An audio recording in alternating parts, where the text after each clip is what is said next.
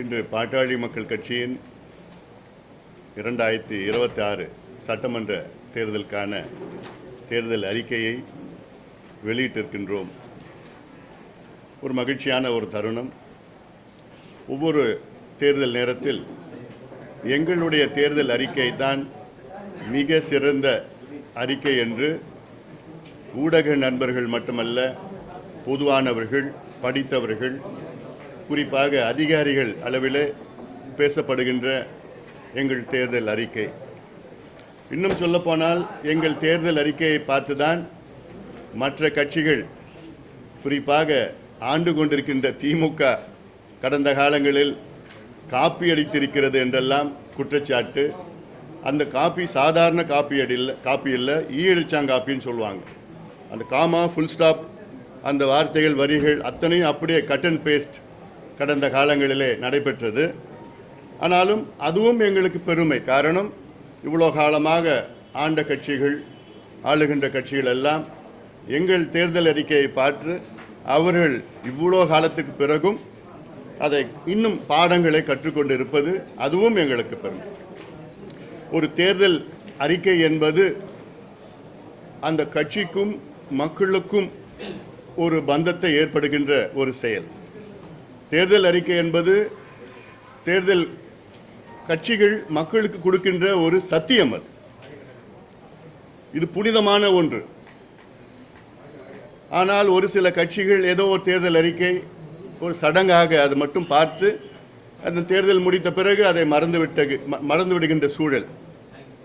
அதனால்தான் கடந்த தேர்தலில் திமுக ஆட்சி வருவதற்கு முன்பு தமிழக மக்களுக்கு கொடுத்த 505 வாக்குறுதிகள், அதில் வெறும் 13 விழுக்காடு வாக்குறுதிகள், அதாவது 66 வாக்குறுதிகளை மட்டும்தான் முழுமையாக நிறைவேற்றியிருக்கின்றார்கள். அதில் திமுக படுதோல்வி அடைந்திருக்கிறது. அதாவது தமிழ்நாட்டு மக்களுக்கு திமுக நம்பிக்கை துரோகம் செய்திருக்கிறது.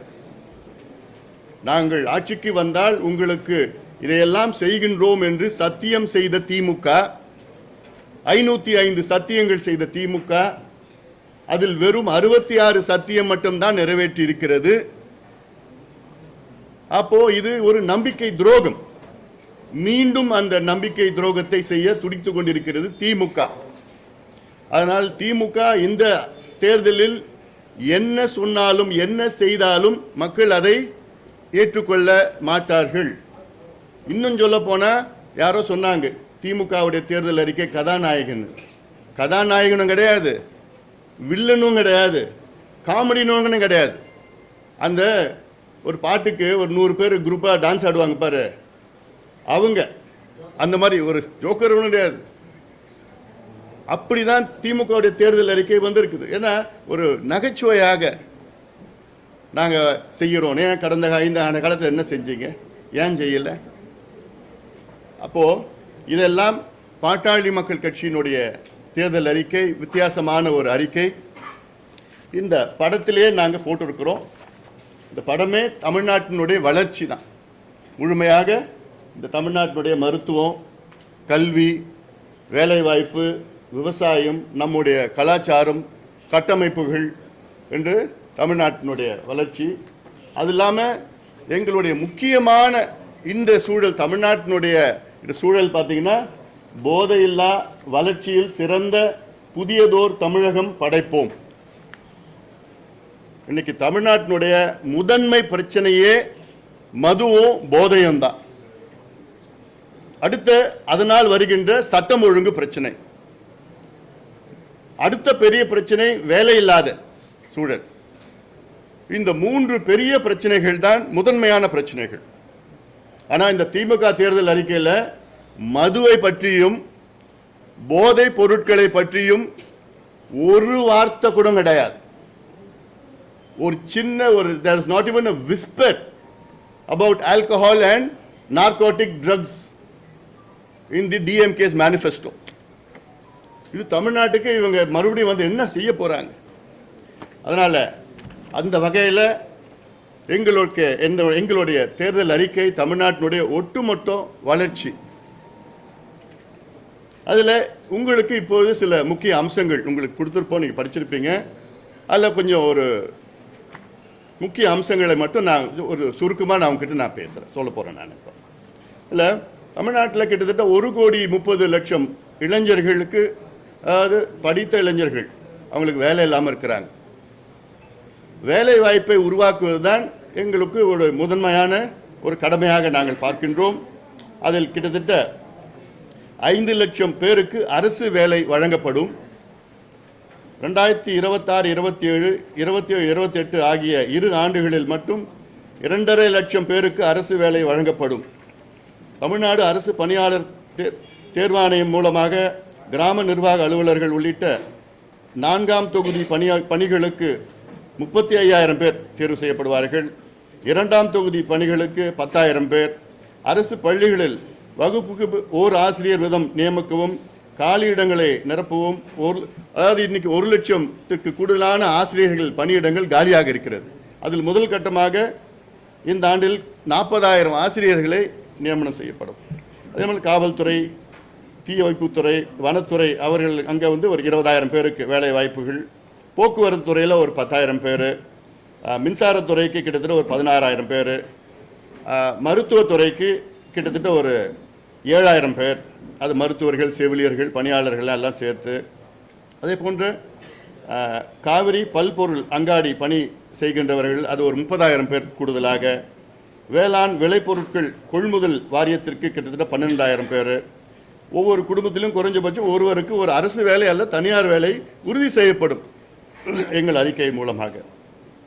பட்டப்படிப்பு முடித்து வேலை கிடைக்காத இளைஞர்களுக்கு மாதம் 5,000 ரூபாய் அவர்களுக்கு நிதி உதவி கொடுத்து அவங்க படிக்கிறதுக்கோ அவங்க இருக்கிறதுக்கு உதவி செய்யப்படும். மொத்தமாக சொல்ல போனால் பாட்டாளி மக்கள் கட்சி அறிக்கையில் 1 கோடி பேருக்கு வேலை வாய்ப்பு உருவாக்கப்படும். அதாவது தனியார் துறை, அரசு துறை சேர்த்து நான் சொல்கிறேன். அது இல்லாமல் சுய தொழில், இதெல்லாம் சேர்த்து 1 கோடி பேருக்கு வேலை வாய்ப்பு உருவாக்கப்படும். தனியார் துறை சுய வேலைவாய்ப்புகள் மூலம் அடுத்த 5 ஆண்டுகள் 1 கோடி பேருக்கு வேலைவாய்ப்பு. அடுத்தது, அதாவது அதில் இன்னொன்று, வேளாண் துறை மற்றும் தோட்டக்கலை துறையில் 50 லட்சம் புதிய வேலைவாய்ப்புகளை ஏற்படுத்த இலக்கு நிர்ணயிக்கப்பட்டிருக்கிறது. அதே போன்ற தமிழ்நாட்டின் இன்னைக்கு முக்கிய பிரச்சனை மதுவும் கஞ்சா போன்ற போதைப் பொருட்கள் தான். இன்னைக்கு தமிழ்நாட்டில் பெண்களுக்கு பாதுகாப்பு கிடையாது. அதுக்கு ஒரு முக்கிய காரணமே வீதி வீதியாக கஞ்சா உள்ளிட்ட போதைப் பொருட்களை நகரத்தில் மட்டுமல்ல ஒவ்வொரு கிராமத்திலும் விற்று கொண்டிருக்கின்றார்கள். அதை விற்பதற்கு ஒரு சூழலை உருவாக்கியிருக்கின்றார் முதலமைச்சர் ஸ்டாலின் அவர்களும் திமுகவும். இது எவ்வளோ நாங்கள் போராட்டம் செய்து ஆர்ப்பாட்டம் செய்து எத்தனையோ பிரச்சனைகளை கொண்டு வந்தோம், இன்னைக்கு வரைக்கும் நடவடிக்கை இல்லை. ஏதோ கஞ்சா 2.1, 3.1, 4.1 டிரைவ் பண்ணி அதில் ஒரு 5,000 பேர் பிடிப்பாங்க. அந்த 5,000 பேர் பிடிச்சி ஜெயிலில் போடுவாங்க. 10 நாளில் வெளியில் அவன் மறுபடியும் வித்துட்டு இருப்பாங்க. அது போலீஸுக்கு தெரியும், அரசுக்கு தெரியும், எல்லாத்துக்கும் தெரியும். ஆனால் முதலமைச்சர் அதை பற்றி ஒரு பொருட்டாக கூட கிடைக்கல. அதாவது தமிழ்நாட்டின் பெண்களுக்கு பாதுகாப்பு வழங்க முடியாத ஒரு முதலமைச்சர், அவரெல்லாம் ஒரு முதலமைச்சரா? அந்த பொறுப்பில் இருக்கிறதுக்கு அவருக்கு தகுதி இருக்கா? இதுதானே உங்களுடைய முதன்மை கடமை. நீங்கள் உங்ககிட்ட நாங்கள் நெடுஞ்சாலை கட்டிட்டோம், ஐடி பார்க் கொண்டு வந்துட்டோம், சிப்காட் பண்ணிட்டோம், அந்த ஃபேக்டரி பண்ணிட்டோம், இதெல்லாம் பண்ணிட்டோம்ல. உங்கள் பெண்களுக்கு உங்களால் பாதுகாப்பு வழங்க முடியலன்னா எதுக்கு உங்களுக்கு அந்த பொறுப்பு, எதுக்கு உங்களுக்கு பதவி? இந்தியாவிலே அதிக பெண்களுக்கு பாதுகாப்பு இல்லாத மாநிலம் தமிழ்நாடு, அதிக பெண்கள் பாதிக்கப்படுகின்ற மாநிலம் தமிழ்நாடு. அது காரணம் என்னன்னா 4,700 டாஸ்மாக் கடைகள் ஒரு பக்கம், 1,500 மணமகிழ் மன்றங்கள் ஒரு பக்கம், 25,000 சந்து கடைகள் ஒரு பக்கம். அந்த சந்து கடைகள் 24 மணி நேரமும் மதுவை வித்துட்டு இருக்காங்க, டாஸ்மார்க் வித்துட்டு இருக்காங்க. டாஸ்மார்க்ல மட்டும் 1,80,000 கோடி ஊழல். பாதி கணக்கில் பாதி கணக்கில் இல்லை, பாதி வரி ஏய்ப்பு, எவ்வளோ பிரச்சனைகள் இருக்கு. அல்ல இதுதான் காரணமே. சட்டம் ஒழுங்கு, லா அண்ட் ஆர்டர் பிரச்சனைக்கு காரணமே இதுதான். குடிச்சிட்டு அங்கங்கே கிடைக்கிற போதை, கபின், காக்கைன், ஹெரோயின், எல்எஸ்டி, ஃபென்டனைல், மெத்தில் என்னென்ன இருக்கோ அது எல்லாத்தையும் சரளமாக கிடைக்குது. போலீஸ்க்கு தெரியாமல் யாரும் விற்கிறது கிடையாது, தெரிஞ்சுதான் விற்கிறாங்க. அப்போ இதனால தான் 2.5 வயசு குழந்தைய பாலியல் வன்கொடுமை செய்து கொடூரமான முறையிலே கொலை செய்கின்ற மாநிலமாக மாறி இருக்கு தமிழ்நாடு. 4 வயசு குழந்தை, 8 வயசு குழந்தை, 10, 12 வயசு குழந்தைங்களை இந்த மனித மிருகங்களாக, அந்த மனித மிருகங்களாக உருவாக்கியது திமுக, ஸ்டாலின் அவர்கள் தான். திறமை இல்லாத, தகுதி இல்லாத, நேர்மை இல்லாத ஒரு திமுக ஆட்சி தான் இது போன்ற ஒரு சூழலை உருவாக்கி இருக்கிறது. அதனால அதுல ஆனா திமுக தேர்தல் அறிக்கையில் இதை பத்தி ஒரு வார்த்தை கூட இல்லை. மது விலக்கு நாங்கள் கொண்டு வருவோம், அண்ணா திமுக அறிக்கையில் படிப்படியா நாங்கள் கொண்டு வருவோம். அப்ப என்ன நிர்வாகம் உங்களுக்கு? அதுல வர பணம் வந்தா போதுமா? மக்கள் எப்படி போனாலும், நாசமா போனாலும் உங்களுக்கு பரவாயில்லையா, கவலை இல்லையா? இந்த தேர்தல் அறிக்கை தயாரிச்சது யாரு? கனிமொழி, நாடாளுமன்ற உறுப்பினர், ஒரு பெண். இதே கனிமொழி அவர்கள் கடந்த காலத்தில் நாங்கள் ஆட்சிக்கு வந்தால் முதல் நாள் முதல் கையெழுத்து பூரண மதுவிலக்கு சொன்னாங்கல்ல. நீங்க தான் தேர்தல் அறிக்கை தயாரிக்கிறீங்க, ஏன் ஒரு வார்த்தை கூட மது பத்தி ஒரு வார்த்தை கூட உங்களால சொல்ல முடியாதா? கொண்டு வர முடியாதா? அதுல வர வருமானம் தான் உங்களுக்கு முக்கியமா? அதுல அழுகின்ற குடும்பங்கள் உங்களுக்கு தெரியலையா? அதுல தாலி அறுக்கின்ற பெண்கள் உங்களுக்கு தெரியலையா? அவங்க கஷ்டப்பட உங்களுக்கு தெரியலையா? நடக்கின்ற கொலைகள், கொள்ளைகள், கற்பழிப்பு, பாலியல் வன்கொடுமைகள் எல்லாம் உங்களுக்கு தெரியலையா? அதனால வருகிறது தெரியலையா? தமிழ்நாட்டில் பூரண மதுவிலக்கு நடைமுறைப்படுத்தப்படும். கஞ்சா உள்ளிட்ட போதைப் பொருட்கள் நடமாட்டத்தை ஒழிக்க கடுமையான நடவடிக்கைகள் மேற்கொள்ளப்படும். அதாவது வார் அகெயின்ஸ்ட் ட்ரக்ஸ். இந்த தமிழ்நாடு காவல்துறை போதைப்பொருள் தடுப்பு பிரிவு என்ற தனி பிரிவு ஏற்படுத்தப்படும். அதன் தலைவராக ஒரு டிஜிபி அளவில் அதிகாரியை நியமிக்கப்படுவார்கள். ஏன்னா அதுக்கு குறைவான சரியா வராது. ஒரு டிஜிபி தலைமையில் போதைப்பொருள் ஒழிப்பு பிரிவு உருவாக்கப்படும். ஏன்னா இது அவ்வளோ சீரியஸான ஒரு பிரச்சனை அது. ஆனால் அதை பற்றி ஒரு பொருட்டா கூட திமுக நினைக்கல. கஞ்சா உள்ளிட்ட போதைப்பொருள் வணிகத்தில் ஈடுபடுகின்ற குண்டர் சட்டத்தில் அடைக்கப்படுவார்கள். போதைப்பொருள் நடமாட்டம் குறித்து தகவல் தெரிவிக்க 987 என்ற கட்டணமில்லா தொலைபேசி எண் செய்யப்படும். அதாவது போதைப்பொருள் நடமாட்டம் மற்றும் கள்ள சாராயம் விற்கின்ற யாராவது விற்றாங்கன்னா அவங்க சம்பந்தமாக தகவல் கொடுத்தா, தகவல் கொடுக்கிறவங்களுக்கு 10,000 ரூபாய் பரிசு வழங்கப்படும். அப்புறம் விவசாயம். திமுக ஆட்சியில் விவசாயம் வீழ்ச்சி அடைந்திருக்கிறது. அதாவது கடந்த ஆண்டு தமிழ்நாட்டுடைய வேளாண் துறை -1.8 வளர்ச்சி, மைனஸ் வளர்ச்சி. கடந்த முந்தைய ஆண்டு -3.6. ஆனால் இவங்க எல்லாம் 5 ஆண்டுகள் ஆவரேஜா செஞ்சு நாங்கள் பிளஸ்ல இருக்குன்னு சொல்லிட்டு இருக்கிறாங்க. அது போய் நெல்லுக்கு 3,500 ரூபாய் ஒரு குவிண்டால் நெல்லுக்கு, 100 குவிண்டால்னா 100 கிலோ நெல்லுக்கு விலை நிர்ணயம் செய்யப்படும். அதில் கிட்டத்தட்ட தமிழக அரசினுடைய பங்களிப்பு கிட்டத்தட்ட 900 ரூபாய் ஊக்கத்தொகை. ஒரிசால 800 ரூபாய் கொடுக்குறாங்க, ஆந்திராவில் 500 ரூபாய் கொடுக்குறாங்க. தமிழ்நாட்டில் திமுக அரசில் 131 ரூபாய் கொடுத்துருக்குறாங்க. கடந்த ஆண்டு அது 130 ரூபாய் இருந்தது. பெரிய மனசு பண்ணி 1 ரூபாய் அதிகமாக படுத்தி 131 ரூபாய் கொடுத்துருக்குறாங்க திமுக அரசு விவசாயிகளுக்கு. ஒரு டன் கரும்புக்கு 5,000 ரூபாய் கொள்முதல் விலையாக நிர்ணயிக்கப்படும். அது இல்லாமல் நெல் முதல் எள் வரை அனைத்து விளைபொருட்களுக்கும், காய்கறிகள் மற்றும் பழங்களுக்கும் கொள்முதல் விலை நிர்ணயிக்கப்படும். There will be a minimum price rate. நெல்லிலிருந்து எள்ளு வரைக்கும், பழங்கள், காய்கறிகள் அத்தனைக்கும், விளைபொருட்கள் அத்தனைக்கும் ஒரு விலை நிர்ணயம் செய்யப்படும். தமிழ்நாடு வேளாண் துறை ஒவ்வொரு ஆண்டும் குறைந்தது 5 விழுக்காடு வளர்ச்சி அடைவதற்கு உறுதி செய்ய திட்டங்கள் வகுக்கப்படும்.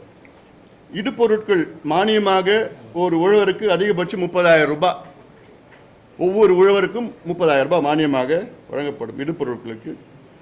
நிதிநிலை அறிக்கையின் மொத்த மதிப்பில் 25 விழுக்காடு வேளாண் சார்ந்த துறைகளுக்கு ஒதுக்கீடு செய்யப்படும். 25% of the budget will be allocated for agriculture and agro related works.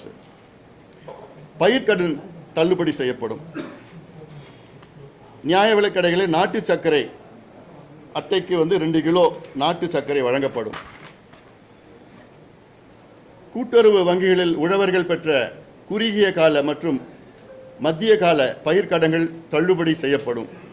பொதுத்துறை வங்கிகளில் உழவர்கள் வாங்கிய 1 லட்சம் வரையிலான பயிர்க்கடன்கள் முழுமையாக தள்ளுபடி செய்யப்படும். பொதுத்துறை அதாவது வேளாண் சந்தை துறைக்கு புதிய அமைச்சகம் ஏற்படுத்தப்படும். அக்ரிகல்ச்சரல் மார்க்கெட்டிங் அதுக்கு ஒரு புதிய அமைச்சர் நியமனம் செய்யப்படுவார். அனைத்து மாவட்டங்களிலும் அங்கு அதிகம் விளையும் பொருட்களுக்கு மதிப்பு கூட்டும் வகையில் வேளாண் சிறப்பு பொருளாதார மண்டலம் ஸ்பெஷல் ஆக்ரோ எக்கனாமிக் ஜோன்ஸ் அங்கே எந்தெந்த பொருட்கள் விளையுதோ அங்கே. தஞ்சாவூரிலும் நெல்லையிலும் வேளாண் பல்கலைக்கழகம் அமைக்கப்படும். தருமபுரியில் தோட்டக்கலை பல்கலைக்கழகம் அமைக்கப்படும். தமிழ்நாட்டில் 2 மாவட்டங்களுக்கு ஒரு வேளாண் கல்லூரி அமைக்கப்படும். அப்புறம் வேளாண் பயன்பாட்டுகளுக்கு மின் இணைப்பு விண்ணப்பித்தவர்களுக்கு காத்திருக்கும் உழவர்கள் அனைவருக்கும் உடனடியாக மும்முனை மின்சாரம் இணைப்பு வழங்கப்படும். 125 நாள் ஊரக வேலை திட்டம் 150 நாட்களாக உயர்த்தப்படும். வேளாண் பணிகளுக்கும் இந்த திட்டம் விரிவாக்கம் செய்யப்படும். அக்ரிகல்ச்சர் ரிலேட்டட் ஒர்க்கு இது கொண்டு வரத்துக்கு இதெல்லாம் நாங்கள் அழுத்தம் கொடுத்து வலியுறுத்துவோனால. வேளாண் பணியின் போது விஷப்பூச்சிகள் பாம்புகள் கடித்தால் நாங்கள் உயிரிழக்கும் உழவர்களுக்கு 10 லட்சம் ரூபாய் அரசு இழப்பீடு வழங்கப்படும். அறுவடை இயந்திரம் உள்ளிட்ட வேளாண் இயந்திரங்கள் வாங்குவதற்கு உழவர்களுக்கு 60 விழுக்காடு மானியம் வழங்கப்படும். அதுக்கப்புறம் 2 லட்சம் கோடிக்கு நீர்ப்பாசன திட்டங்கள் இரிகேஷன் ஸ்கீம்ஸ் 2 லட்சம் கோடி. அதில் தமிழ்நாட்டில் நிலுவையில் உள்ள நீர்ப்பாசன திட்டங்கள் அடுத்த 10 ஆண்டுகளில் 2 லட்சம் கோடி செலவில் நிறைவேற்றப்படும். ஏன்னா மற்ற மாநிலங்களில் கர்நாடகாவில் பார்த்தீங்கன்னா அப்பர் கிருஷ்ணா இரிகேஷன் ப்ராஜெக்டு இதில் ஒரே ப்ராஜெக்டில் கிட்டத்தட்ட அவங்க 75,000 கோடி ஒரு ப்ராஜெக்டில்.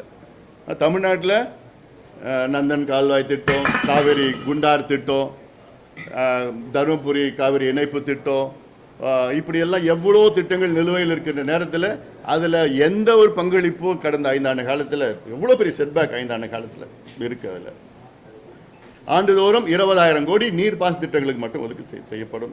இதில் நான் சொன்ன திட்டங்கள் எல்லாம் நிறைவேற்றப்படும். 12ஆம் வகுப்பு வரை அனைவருக்கும் இலவச கல்வி.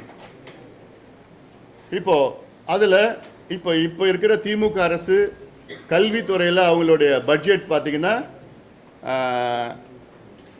வெறும் 48,000 கோடி தான். அதில் இவங்க அதிமுக ஆட்சி நேரத்தில் அவங்களுடைய பட்ஜெட் கல்வி பட்ஜெட் பார்த்தா அப்போ இருக்கிற ஜிஎஸ்டிபி படி பார்த்தீங்கன்னா 1.69% இருந்தது அதிமுக ஆட்சியில். திமுக ஆட்சியில் 5 ஆண்டு காலத்தில் கல்விக்கு இவங்க ஜிஎஸ்டிபியில் எவ்வளோ பங்கீடு பார்த்தீங்கன்னா 1.19%. 1.69 ஜிஎஸ்டிபியிலேருந்து வெறும் 1.19க்கு வந்துடுச்சு திமுக ஆட்சி காலத்தில். ஆனால் நமக்கு எவ்வளோ ஜிஎஸ்டிபியில் இருக்கணும்னா 6% இருக்கணும் கல்விக்கு. அந்த அடிப்படையில் தான் எங்கள் பட்ஜெட்டில் 1,07,000 கோடி கல்விக்கு ஒதுக்கீடு செய்து கல்வி முழுமையிலும் 12வது வகுப்பு வரை இலவச கல்வி நாங்கள் தரமான கல்வியை நாங்கள் கொடுப்போம். நாங்கள் அதாவது ஒவ்வொரு மாணவருக்கும் ஓராண்டு கல்வி வழங்குவதற்கு மட்டும் 50,000 ரூபாய் அரசு செலவு செய்யும். அது இல்லாமல் முக்கியமாக இந்த கல்வி அரசுக்கு அதாவது இன்னொன்று சொல்கிறேன் நான், கடந்த 10 ஆண்டு காலத்தில் அதாவது 10 ஆண்டுகளுக்கு முன்பு பார்த்தீங்கன்னா தமிழ்நாட்டில் அரசு பள்ளிகளில் படித்த மாணவர்கள் 70 லட்சம் மாணவர்கள் படித்தார்கள் 10 ஆண்டுகளுக்கு முன்பு.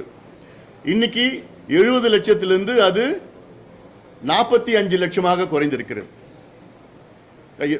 மன்னிக்கணும், 75 லட்சத்திலிருந்து 45 லட்சமாக குறைஞ்சிருக்கிறது இந்த 10 ஆண்டுகளில் அரசு பள்ளிக்கூடத்தில்.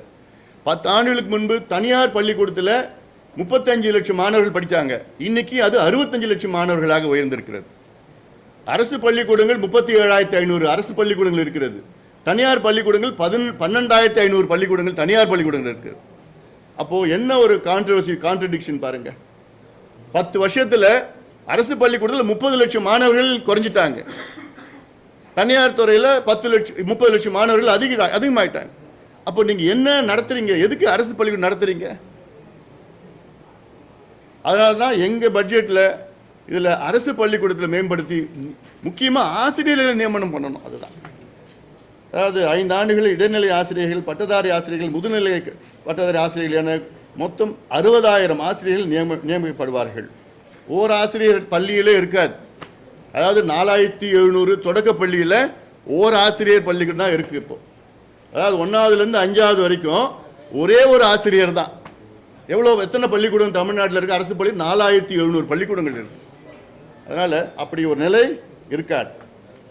டெட் தேர்வில் தேர்ச்சி பெற்ற 4 லட்சம் ஆசிரியர்களுக்கு எதிர்காலத்தை கருத்தில் கொண்டு அவர்களுக்கு எளிமையான முறையில் சிறப்பு டெட் தேர்வு நடத்தப்படும். அதுவும் இல்லாமல் அரசு பள்ளிகளில் ஒப்பந்தம் அடிப்படையில் தொகுப்பு ஊதிய அடிப்படையில் பணியாற்றும் கணினி ஆசிரியர்களுக்கு பிற சிறப்பு ஆசிரியர்களுக்கும் பணி நிலைப்பு செய்யப்படுவார்கள். 10, 12 வகுப்பு பொது தேர்வுகள் ஆண்டுக்கு 2 முறை நடத்தப்படும். அது இல்லாமல் மாணவர்களுக்கு இலவச மடிகணினி, இலவச கை கணினி வழங்கப்படும். 9ஆவதுலேருந்து அப்புறம் 6ஆவது இருக்குது, அப்புறம் 6ஆவதுலேருந்து 9ஆவது வரைக்கும்.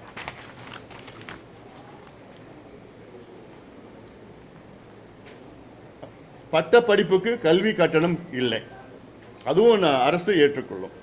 அரசு கலை அறிவியல் கல்லூரிகள், பொறியியல் கல்லூரிகள், கல்வியியல் கல்லூரிகள் ஆகியவற்றில் அனைவருக்கும் பட்டப்படிப்பு கட்டணமின்றி வழங்கப்படும். அனைத்து தொகுதிகளிலும், அதாவது இப்போ கிட்டத்தட்ட கலை அறிவியல் கல்லூரி பார்த்தீங்கன்னா கிட்டத்தட்ட அப்ராக்சிமேட்டாக தமிழ்நாட்டில் ஒரு 180 கல்லூரியில் இருக்கிறது. ஆனால் தொகுதிகள் பார்த்தா 234 தொகுதிகள் இருக்கிறது, சட்டமன்ற தொகுதிகள். அதில் ஒரு சில சட்டமன்ற தொகுதியில் 2 கல்லூரியெலாம் இருக்குது.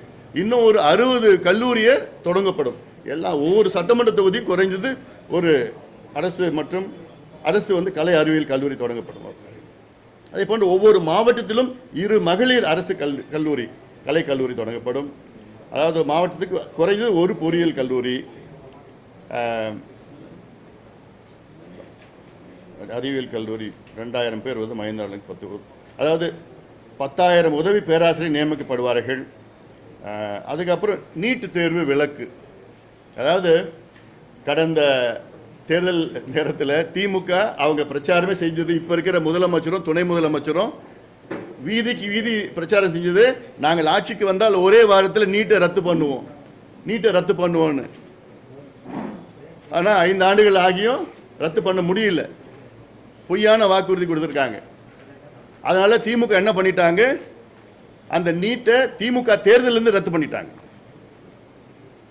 நீட்டை ரத்து பண்ணல, அந்த நீட்டை திமுக தேர்தல் அறிக்கையிலிருந்து ரத்து பண்ணிட்டாங்க. அவ்வளவுதான் பண்ணியிருக்கிறாங்க. இது எவ்வளோ ஒரு மோசடி இது. பொதுவாக நாங்கள் திமுக சொன்னது, நாங்கள் பொதுவாக நுழைவுத் தேர்வை ரத்து செய்வதற்கு மத்திய அரசை அழுத்தம் கொடுப்போம். எப்படி ஒரு மோசடி திமுக பண்ணியிருக்கிறாங்க பாருங்க. நிச்சயமாக நீட் தேர்வு ரத்து செய்வதற்கு அனைத்து முயற்சிகளும் பாட்டாளி மக்கள் கட்சி எடுக்கும். சட்ட போராட்டம், அரசியல் போராட்டம், மத்திய அரசை வலியுறுத்தி, அதாவது தமிழ்நாட்டுக்கு ஒரு விலக்கு அளிக்கின்ற ஒரு சூழலை நாங்கள் ஏற்படுத்துவோம். அது இல்லாமல் செயற்கை அறிவுத்திறன் பல்கலைக்கழகம், சென்னையில் செயற்கை அறிவுத்திறன் பல்கலைக்கழகம், ஆர்டிஃபிஷியல் இன்டெலிஜென்ஸ் ஏஐ யூனிவர்சிட்டி சென்னையில் தொடங்கப்படும். கோவையில் திறன் பல்கலைக்கழகம், ஸ்கில் யூனிவர்சிட்டி கோவையில், சென்னை பல்கலைக்கழகம், அண்ணா பல்கலைக்கழகம் திறன் சார் அறிவு மையங்கள், சென்டர் ஆஃப் எக்ஸலன்ஸ். இது அண்ணா பல்கலைக்கழகம் மட்டுமில்லை, அதே போன்ற மருத்துவத்துறையிலையும் இப்போ மெட்ராஸ் மெடிக்கல் காலேஜ் இருக்குது, அது ஒரு சென்டர் ஆஃப் எக்ஸலன்ஸ் அப்படின்னு சொல்லிட்டு முதலீடு செய்து அதில் பண்ணுவோம். தமிழ்நாட்டில் 7 புதிய அரசு மருத்துவக் கல்லூரிகள் தொடங்கப்படும். ஏன்னா இப்போ 7 மாவட்டத்தில் மருத்துவக் கல்லூரிகள் இல்லை, 6 மாவட்டத்தில் இல்லை. கடலூரில் கூடுதலாக ஒன்று தொடங்கப்படும். 2வது ஏன்னா அதாவது எவ்வளோ மோசடினா, 5 ஆண்டு காலத்தில் திமுக ஒரே ஒரு மருத்துவக் கல்லூரி கூட தொடங்கலை. 5 ஆண்டு காலத்தில் திமுக ஒரே ஒரு எம்பிபிஎஸ் இடம் கூட உயர்த்தலை. மருத்துவத்துறை நீங்கள் நேற்று கூட பார்த்துருப்பீங்க, ஓமந்தூர் மெடிக்கல் காலேஜில் நடந்த சம்பவம் நீங்கள் பார்த்துருப்பீங்க. நேற்று கூட ஒரு குழந்தை இறந்ததுக்கு அதெல்லாம் நிறைய பிரச்சனைலாம் பெற்றோர்கள்லாம் அடித்து, காவல்துறை அடித்த காட்சியெல்லாம் நம்ம பார்த்தோம். அதே போன்று அரசு மருத்துவ கல்லூரியில் மற்றும் மாவட்ட தலைமை மருத்துவமனையில் முதியோர் சிகிச்சை பிரிவு உருவாக்கப்படும். இது இல்லாமல் நான் ரொம்ப இப்போ எக்ஸ்பிளைன் பண்ண வேண்டாம், எல்லாம் இன்னும் டீட்டெயிலாக இருக்குது. ஒவ்வொரு அதிலையும் கார்டியாலஜி, நெஃப்ராலஜி, நியூராலஜி, யூராலஜி அப்போ எல்லாமே சூப்பர் ஸ்பெஷாலிட்டி வந்து அந்தந்த மாவட்டத்தில் அந்தந்த பிரிவு உருவாக்கப்படும். ஏன்னா இது ஒரு முக்கியமானது. ஏன்னா இன்றைக்கி ஒவ்வொரு வீட்லேயும் அதிகமாக கடன் வாங்குவது எதற்குன்னா மருத்துவ செலவுக்கு தான். அது குறைக்கணும்னா எல்லா ஃபெசிலிட்டிஸும் எல்லா கவர்மெண்ட் காலேஜ்லேயும் கவர்மெண்ட் ஹாஸ்பிட்டல்லையும் இருக்கணும். அதனால் அது ஒன்று. அனைவருக்கும் தரமான இலவச மருத்துவம், ரெண்டுமே இலவசம் நாங்கள் கொடுக்க போகிறோம். இலவச கல்வியும் கொடுக்க போகிறோம், இலவச மருத்துவமும் நாங்கள் தரமான மருத்துவம் இலவசமாக நாங்கள் கொடுக்க போகிறோம். அதே போன்று அதற்கு பட்ஜெட்டில் இப்போ இன்றைக்கி பார்த்தீங்கன்னா திமுக மருத்துவத்துறைக்கு வெறும் ஐ திங்க் 19,000 22,000 கோடி தான் பட்ஜெட் ஒதுக்கி இருக்கிறாங்க. ஆனால் எங்களில் நாங்கள் 1,10,000 கோடி ஒதுக்கீடு செய்து இலவச மருத்துவமும் நாங்கள் அனைவருக்கும் நாங்கள் வழங்குவோம். அதே போன்ற 1,00,000 ஆஷாக்களை நியமனம் செய்வோம். ஆஷாக்கள் என்றால் அக்ரிடேட்டட் சோஷியல் ஹெல்த் ஆக்டிவிஸ்ட், அங்கீகரிக்கப்பட்ட சமூக சுகாதார செவிலியர்கள். இந்தியாவில் கிட்டத்தட்ட 8,00,000 ஆஷாக்கள் இருக்கின்றார்கள். அதாவது வட மாநிலங்களில் அதிகமாக இருக்கிறாங்க. தமிழ்நாட்டில் அப்போ ஒரு பாலிசி எடுத்தாங்க வேண்டாம், ஆனால் இன்னைக்கு அந்த பாலிசி மாற்றி ஆஷாக்கள் 1,00,000 ஆஷாக்கள். ஏன்னா தமிழ்நாட்டில் கிட்டத்தட்ட ஒரு குக்கிராமங்கள் எல்லாம் சேர்ந்து கிட்டத்தட்ட 70,000, சாதாரண கிராமங்கள் 45,000 கிராமங்கள் இருக்குது. இன்னும் குக்கிராமெல்லாம் 75,000. அந்த 75,000 கிராமங்களுக்கு பணியாற்றுகின்ற வகையில் 1,00,000 ஆஷாக்கள் நியமனம் செய்யப்படும். 108 ஆம்புலன்ஸ் வந்து 2,500 உயர்த்தப்படும். இன்றைக்கி 1,300 தான் இருக்குது. திமுக அறிக்கையில் பார்த்தீங்கன்னா நாங்கள் 1,300 2,000 உயர்த்தப்படும் சொன்னார்கள். ஆனால் வெறும் 70 ஆம்புலன்ஸ் தான் உயர்த்தினார்கள் 5 ஆண்டு காலத்தில் திமுக. அதிலையும் தோல்வி அடைந்து விட்டார்கள். அதே போன்று சமூக நீதி கணக்கெடுப்பு நடத்தப்படும். அதை கேட்ப என்ன சமூக நீதி கணக்கெடுப்புனா என்ன? அதுதான் சாதிவாரி கணக்கெடுப்பு. இப்போ நாங்கள் சில பேருக்கு அந்த சாதின்னு அந்த பேரை பிடிக்கல, அதனால தான் இப்போ சமூக நீதி கணக்கெடுப்பு நடத்தப்படும் இதை நாங்கள் வலியுறுத்துறோம். இப்போ பிராக்கெட்டில் சாதிவாரி கணக்கெடுப்பு. இது செய்யாத திமுக அரசை தமிழக மக்கள் உறுதியாக மன்னிக்க மாட்டாங்க. இது எவ்வளோ பெரிய ஒரு துரோகம் திமுக செய்திருக்கிறது. இந்தியாவில் 7 மாநிலங்களில் சமூக நீதி கணக்கெடுப்பு என்கின்ற சாதிவாரி கணக்கெடுப்பு நடத்தி எவ்வளோ நன்மைகள் வந்திருக்கிறது, எவ்வளோ நலத்திட்டங்கள் கொடுத்துருக்கிறாங்க, எவ்வளோ இடஒதுக்கீடுகள் வழங்கியிருக்கிறார்கள், எவ்வளோ உள்ஒதுக்கீடு கொடுத்துருக்கிறாங்க. இன்னைக்கு அவசியமானது உள்ஒதுக்கீடு. எத்தனையோ மக்களுக்கு உள்ஒதுக்கீடு வேண்டும், குறிப்பாக பட்டியலின மக்களுக்கு உள்ஒதுக்கீடு அவசியம். கர்நாடகாவில் சாதிவாரி கணக்கெடுப்பு நடத்தி பட்டியலின மக்களுக்கு 17 விழுக்காடு பட்டியலின மக்களுக்கு முன்பு 17 மட்டும்தான் இருந்தது. இன்னைக்கு அது 6, 5, 6 3 பிரிவாக உள்ஒதுக்கீடு வழங்கி இல்லாதவர்களுக்கு கிடைக்க செய்திருக்கிறது கர்நாடக அரசு. இது மிக மிக சோசியல் ஜஸ்டிஸ்னா இதான் அடித்தளம். ஆனால் சமூக நீதி என்று பேசியே சமூக நீதியை குழி தோண்டி, அதாவது நான் 20 அடின்னு சொன்னேன், இப்போ 100 அடி ஆழம் குழி தோண்டி புதைத்த திமுகவை தமிழக மக்கள் மன்னிக்கவே மாட்டாங்க.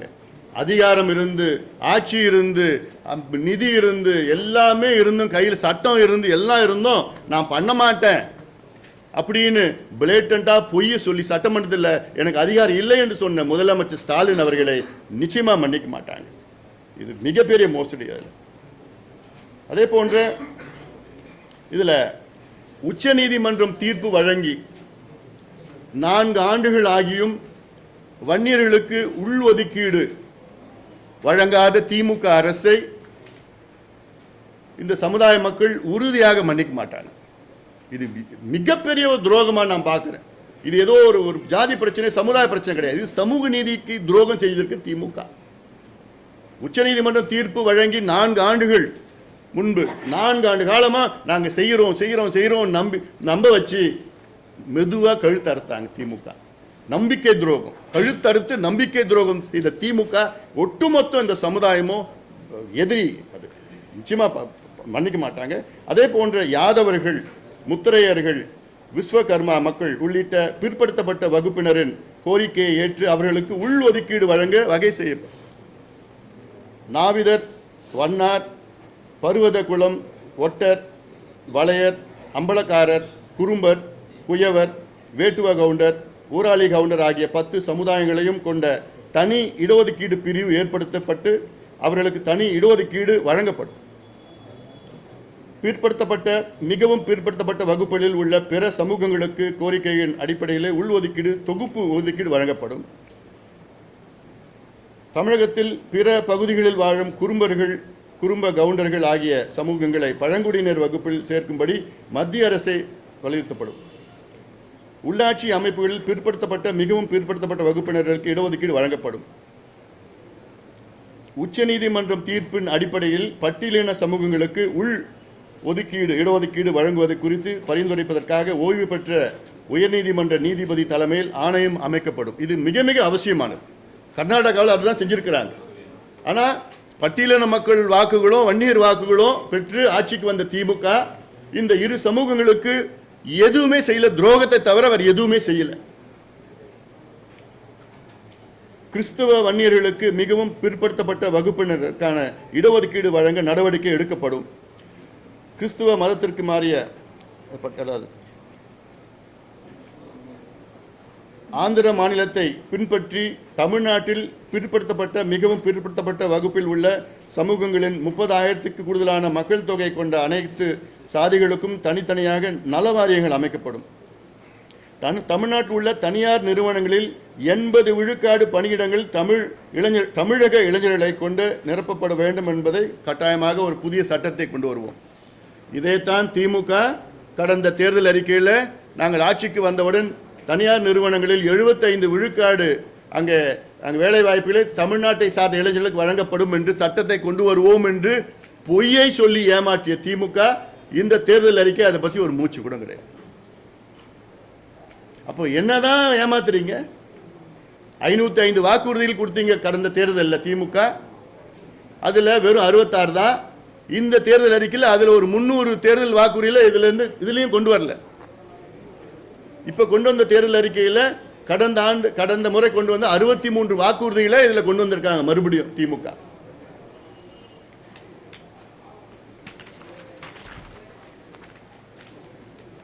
அதே போன்று லோக் ஆயுக்தா சட்டத்தை தீவிரப்படுத்தப்படும். ஏன்னா இவங்க அதை பற்றி எதுவுமே தமிழ்நாடு அரசு நிர்வாகத்தில் சீர்திருத்தங்களை மேற்கொள்ள குறித்து பரிந்துரைக்க உச்சநீதிமன்ற ஓய்வு பெற்ற நீதிபதி தலைமையில் நிர்வாக சீர்திருத்த ஆணையம் அமைக்கப்படும். ஆண்டுக்கு 4 முறை சட்டப்பேரவை கூடுவதும் 100 நாட்கள் கூட்டத்தொடர் நடப்பது உறுதி செய்யப்படும். சட்டப்பேரவை நிகழ்வுகள் நேரடி ஒளிபரப்பு, அதுதான் இப்போ திமுக சொன்னாங்க. அதனால் நேரடி கிடையாது. அதில் அது இல்லாமல் சேவை உரிமை சட்டம் கொண்டு வரப்படும். தமிழ்நாட்டில் முடக்கப்பட்டுள்ள லோக் ஆயுக்தா அமைப்பு வலிமையாக்கி மாற்றப்படும். அமைச்சர்களும் லோக் ஆயுக்தாவின் அதிகார வரம்புக்குள் கொண்டு வரப்படுவார்கள். அரசு நிர்வாகத்தில் ஊழலை ஒழிக்க பொது சேவை பெறும் உரிமை சட்டத்தை கொண்டு வருவோம். அடுத்தது 6 லட்சம் கோடி ஊழல் செய்த திமுக மீது விசாரணை நடத்தப்படும். அதாவது இந்த 5 ஆண்டு காலத்தில் திமுக 6 லட்சம் கோடி ஊழல் செஞ்சிருக்கிறாங்க. அதில் எல்லாமே ஆதாரங்கள் எல்லாம் இருக்கு. அதுக்கு மிகப்பெரிய ஒரு விசாரணை கமிஷனை அமைத்து அத்துணை துறைகள், அதாவது மணல் கொள்ளை, கனிம வள கொள்ளை, பணியாளர் நியமன ஊழல், ஒப்பந்த ஊழல், பணியிட மாற்று ஊழல், மது வணிகத்தில் வரி ஏய்ப்பு என 6 லட்சம் கோடி அளவிற்கு ஊழல்கள் நடைபெற்றிருப்பதாக குற்றச்சாட்டுகள் எழுந்துள்ளன. இதற்கு ஒரு ஆணையத்தை அமைச்சு சிறப்பு நீதிமன்றம், அதாவது இதில் மதுரை, கோவை, மதுரை, சென்னையில் சிறப்பு நீதிமன்றம் கொடுத்து இந்த வழக்குகள் எடுக்கப்படும். 8 மாவட்டங்களில் சிப்காட் தொழிற்பேட்டை அமைக்கப்படும். இல்லாத மாவட்டங்களில் 8 மாவட்டங்கள். அதே நேரத்தில் 1 சென்ட் நிலம் கூட விளைநிலங்களை சிப்காட்டுக்காகவோ தொழிற்பேட்டைக்காகவோ வேறு எந்த திட்டத்துக்காகவோ விளைநிலங்கள் எடுக்கப்படாது. விவசாய நிலங்கள் விளைநிலங்களாகவே தான் இருக்கும். 1 சென்ட் நிலம் கூட எடுக்க மாட்டோம். தொழில் முதலீடு வெள்ளை அறிக்கை வழங்கப்படும். இப்போ திமுக ஒரு மிகப்பெரிய ஒரு மோசடி பண்ணாங்க. கடந்த அவங்க அறிக்கையில் 12 லட்சம் கோடி ரூபாய் முதலீடு செய்யப்படும் என்று சொன்னாங்க. அதில் 34 லட்சம் பேருக்கு வேலை வாய்ப்புன்னு. இப்போ திமுக என்ன அதில் சொல்கிறாங்க, கோல் போஸ்ட்டை மாற்றிட்டு 50 லட்சம் பேருக்கு வேலை வாய்ப்பு தனியார் துறையில், 18 லட்சம் கோடி முதலீடுன்னு. கடந்த 5 ஆண்டு காலத்தில் எவ்வளோ லட்சம் கோடி முதலீடு வந்திருக்கு தெரியுமா உங்களுக்கு? வெறும் 90,000 கோடி தான் ஆக்சுவல் முதலீடு. 12,16,000 கோடிக்கு புரிந்துணர்வு ஒப்பந்தம் மெமரண்டம் ஆஃப் அண்டர்ஸ்டாண்டிங் தான் வழங்கப்பட்டிருக்கிறது. அவ்வளவுதான், கையெழுத்து தான் போடப்பட்டிருக்கிறது. கடந்த 5 ஆண்டு காலத்திலே திமுக அமைச்சரவையில் ஒப்புதல் அளித்தது எவ்வளவு தெரியுமா? 1,66,000 கோடிக்கு தான் ஒப்புதல் அளிக்கப்பட்டிருக்குது. Actual investment only 90,000 crores. ஆனால் இப்போ என்ன சொல்றாங்க, அடுத்தது 18 லட்சம் கோடிக்கு முதலீடு வரும். 1 லட்சம் கோடிக்கு நீ முதலீடு செய்ய துப்பு இல்லை உங்களுக்கு. நீ 18 லட்சம் கோடிக்கு முதலீடு செய்ய போறிய அடுத்த 5 ஆண்டு காலத்தில். எவ்வளோ ஏமாற்றுறது இல்லாமல். $3.5 trillion பொருளாதாரம் எங்களுடைய இலக்கு. தமிழ்நாட்டின் ஆண்டு பொருளாதார உற்பத்தி மதிப்பை 2047 ஆண்டில் $3.5 trillion உயர்த்த நடவடிக்கைகள் மேற்கொள்ளப்படும். ஆண்டு வளர்ச்சி குறைந்தது ஒரு 10 லட்சம் 10 விழுக்காடு வளர்ச்சி அதை எட்ட பண்ணிருப்போம். அதாவது தமிழக அரசின் வரி அல்லாத வருவாயை ஆண்டிற்கு குறைஞ்சது ஒரு 2 லட்சம் கோடியாக உயர்த்த நடவடிக்கை எடுப்போம். அப்புறம் பொதுத்துறை நிறுவனங்கள் 50,000 கோடி முதலீடு. மகளிருக்கு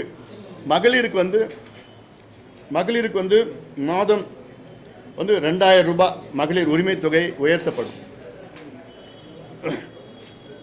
இப்போ இருக்கிற 1,000 ரூபாய் கொடுக்குறாங்க, 2,000 ரூபாய் மகளிருக்கு உயர்த்தப்படும். மகளிருக்கான உரிமை தொகை எந்த நிபந்தனைகளும் இல்லாமல் அரிசி குடும்ப அட்டை வைத்திருக்கும் அனைவருக்கும், இதில் இவங்க அவங்கெல்லாம் இல்லை, எல்லாத்துக்கும் 2,000 ரூபாய் வழங்கப்படும். அது இல்லாமல் முக்கியமானது என்னென்னா, பெண்களின் முன்னேற்றத்தை உறுதி செய்யும் வகையில் ஏழை பெண்கள் தொழில் தொடங்க 25,000 கடன் வழங்கப்படும். இதில் 10,000 மானியமாக போக மீதி 15,000 2 ஆண்டுகளில் செலுத்தினால் போதும். ஏன்னா இந்த கரோனாவுக்கு பிறகு தொழில் இல்லாமல் எவ்வளோ தொழில் நலிந்து விட்டது. இப்போ ஒரு சிறு தொழில் ஒரு 25,000 ரூபாய் ஒரு பெண்ணுக்கிட்ட கொடுத்தீங்கன்னா அவங்க ஒரு சாலை ஓரத்தில் ஒரு சின்ன கடை போடுவாங்க, அதில் வருமானம் வரும். அவங்களுக்கு ஒரு ஒரு சுயமரியாதையோடு வாழலாம். அதில் முடிச்சிடுறேன் அவசரப்படாதீங்க.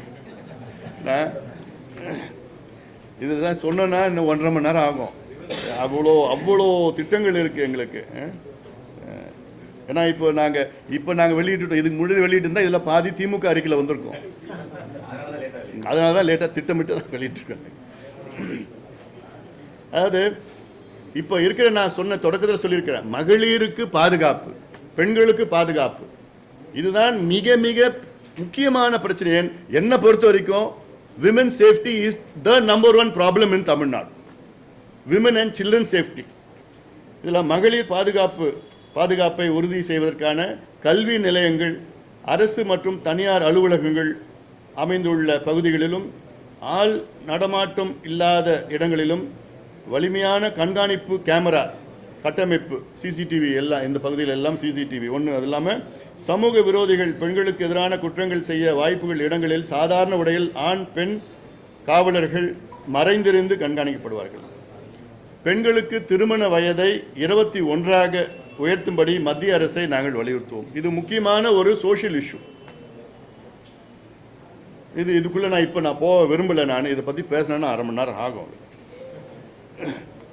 அது இல்லாமல் தமிழகத்தில் கல்வி மற்றும் வேலைவாய்ப்பில் திருநங்கையர்களுக்கு 1 விழுக்காடு தனி இடஒதுக்கீடு வழங்கப்படும்.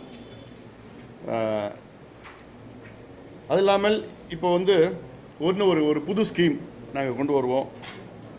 ஏழை தொழிலாளர்களின் நலன் கருதி ரூபாய் 10க்கு சோறு, சாம்பார், ரசம், தயிர், கூட்டு, பொரியல், ஊறுகாயுடன் நிறைவான மதிய உணவு வழங்கப்படும். 10 ரூபாய்க்கு.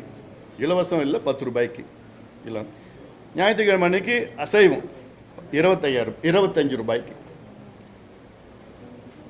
நியாய விலை கடைகளில் ஒரு குடும்பத்திற்கு 1 கிலோ கடலை எண்ணெய். துவரம்பருப்பு, இப்போ நியாய விலை கடையில் துவரம்பருப்பு மட்டும்தான் கொடுத்துட்ருக்காங்க. அது கூடுதலாக உளுத்தம் பருப்பும் 1 கிலோ வழங்கப்படும்.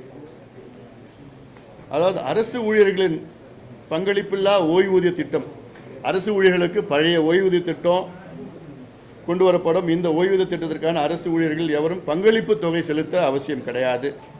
8ஆம் ஊதிய குழு அதன் அறிக்கையை தாக்கல் செய்தவுடன் அதன் பரிந்துரைகள் தமிழ்நாட்டில் செயல்படுத்தப்படும். அதன் அடிப்படையிலே 2026 ஜனவரி 1ஆம் தேதி முதல் தமிழக அரசு ஊழியர்கள் மற்றும் ஆசிரியர்கள் ஊதிய உயர்வு வழங்கப்படும். இது சம்பந்தமாக பல திட்டங்களை வச்சிருக்கிறோம். இது வந்து இப்போ நல்லா விரிவாக சொல்ல முடியல. அது அரசு ஊழியர்கள் அத்தனை பேரும் இதனால் படிச்சுக்குங்க. இது வந்து மிக மிக முக்கியமானது. இது அவசியமாக நாங்கள் எல்லாம் வரவேற்றோம். அதாவது அரசாணை எண் 243 ரத்து செய்யப்படும். மொத்தம் எவ்வளோ பல திட்டங்கள் அரசு ஊழியர்களுக்கு வச்சுருக்கிறோம். அது இல்லாமல் அமைப்பு சாரா தொழிலாளருக்கு எவ்வளோ திட்டங்கள் வச்சுருக்கிறோம்போ இல்லாமல் மூலதன செலவு ஒரு ஆண்டுக்கு வந்து அதாவது கேபிட்டல் இன்வெஸ்ட்மெண்ட் வந்து ஒரு ஆண்டுக்கும் 1,25,000 கோடி ஒதுக்கப்படும். ஏன்னா இப்போ தமிழ்நாட்டில் திமுக ஆட்சிக்கு வந்து 5 ஆண்டு காலத்தில் தமிழ்நாட்டினுடைய நேரடி கடன் நிர்வாக கடன் மட்டும் பார்த்தீங்கன்னா இன்னைக்கு கிட்டத்தட்ட 4,96,000 கோடி. திமுக ஆட்சி வருவதற்கு முன்பு ஒட்டுமொத்தம் தமிழகத்தினுடைய நேரடி கடன் வந்து 4,56,000 கோடியாக இருந்தது. அதாவது 4,56,000 கோடி என்பது கிட்டத்தட்ட 74 ஆண்டுகள் சுதந்திரம் அடைந்து 74 ஆண்டுகள் வந்து 4,56,000 கோடியாக இருந்தது. அதாவது 2021 வரை இந்த 5 ஆண்டுகளில் திமுக அரசு ஆட்சிக்கு வந்து அதை கூடுதலாக 4,96,000 கோடி கிட்டத்தட்ட 5 லட்சம் கோடி கடனை வாங்கியிருக்கு. இது ஒரு நிர்வாகமா? கடனை வாங்கி நீங்கள் இலவசம் கொடுக்கறதோ கடனை வாங்கி நீங்கள் பணம் கொடுக்கறதோ ஒரு ஒரு நிர்வாகமா? இதெல்லாம் இந்த 74 வருஷமா 4.5 லட்சம் கோடி கடன், 5 ஆண்டுகளில் கிட்டத்தட்ட 9.5 லட்சம் கோடி கடன். இதுவெல்லாம் ஒரு நிர்வாகமே கிடையாது. அதில் மூலதன செலவே கிடையாது, கேபிட்டல் இன்வெஸ்ட்மெண்ட்டே கிடையாது. எல்லாமே கடனை வாங்கி கடன் அடைக்கிறது, கடனை வாங்கி வட்டி அடைக்கிறது, கடனை வாங்கி 1000 ரூபாய் கொடுக்கறது, கடனை வாங்கி 2000 ரூபாய் கொடுக்கறது. கோவை மதுரையில் மெட்ரோ ரயில், அப்புறம் வந்து பேருந்து கட்டணம் உயராது. தமிழ்நாட்டில் உள்ள 8 அரசு போக்குவரத்து கழகங்கள் மேம்படுத்தி லாபத்தில் இயங்க அரசு நடவடிக்கை எடுக்கப்படும்.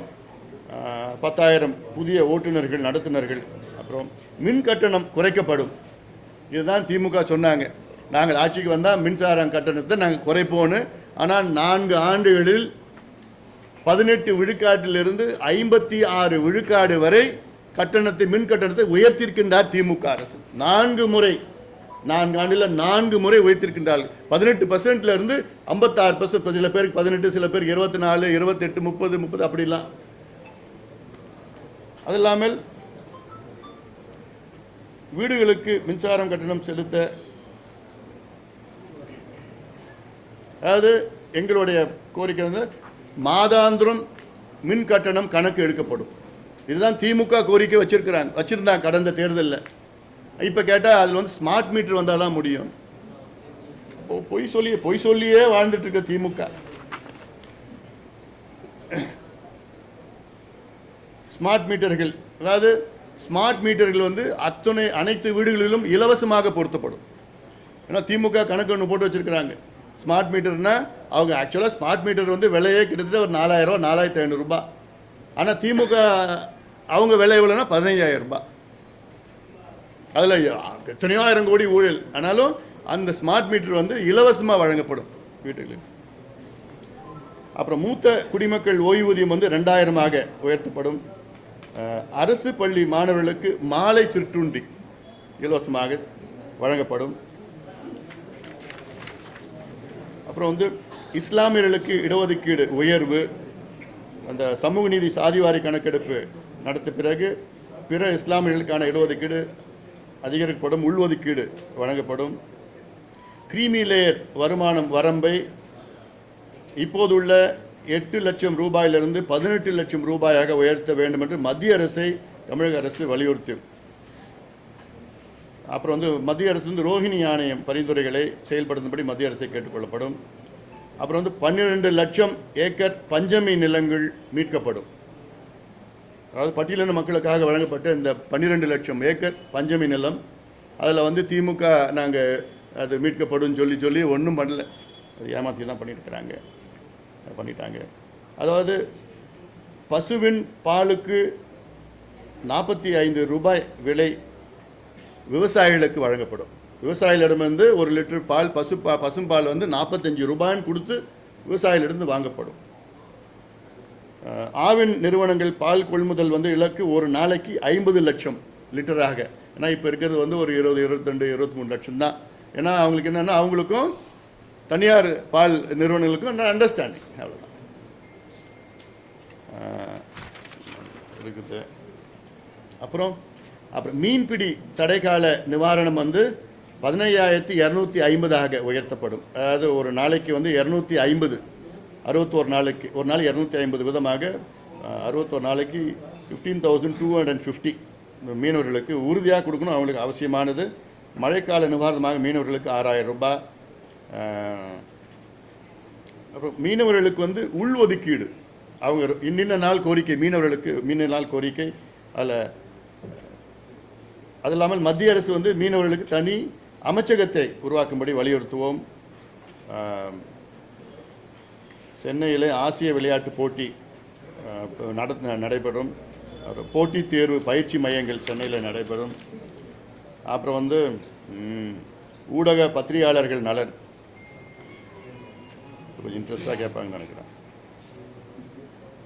தமிழக இதில் கொஞ்சம் பொறுத்துக்குங்க. அதுக்கு முன்னாடி தமிழக திரை உலகில் சிறிய முதலீட்டில் தயாரிக்கப்பட்ட சுமார் 2000 திரைப்படங்கள் வெளியிட முடியாமல் முடங்கி கிடக்கின்றன.